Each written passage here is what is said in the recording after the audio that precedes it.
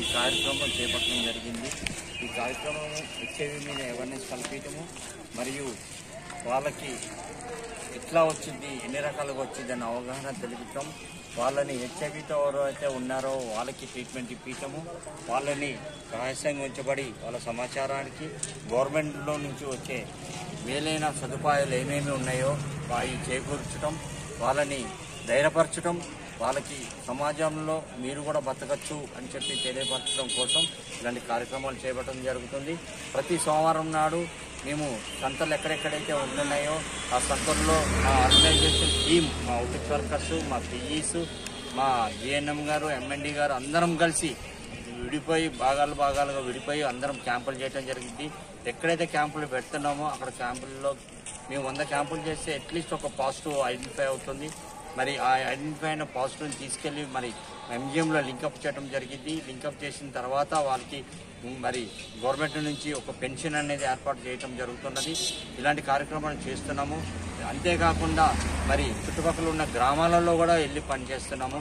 మరి దీంతో పాటు ఒక టోల్ ఫ్రీ నెంబర్ కూడా ఉంది మాకు, 1097 అనేది.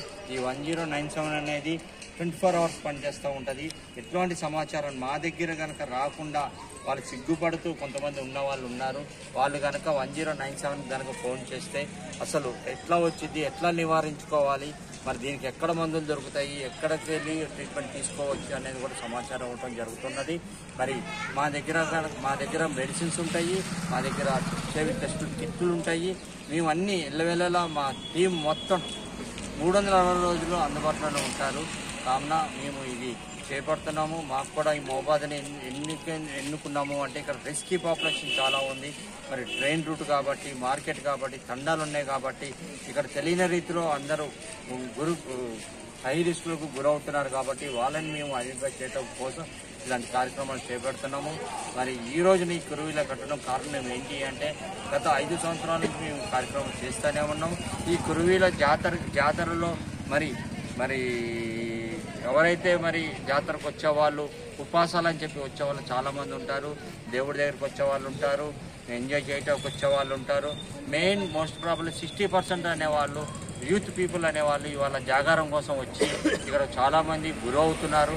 ఈ గురవుతున్న కారణం మూలంగానే మేము ఇట్లాంటి స్టాళ్ళు నిర్వహించి వాళ్ళకి అవగాహన కల్పించి వాళ్ళకి కావాల్సిన ఏర్పాట్లు అంటే మెడిసిన్ ఇవ్వటం కానీ, టెస్ట్ చేయటం కానీ, సలహాలు ఇవ్వటం కానీ, సూచనలు ఇవ్వటం కానీ ఇలాంటివి జరుగుతూ ఉంటుంది.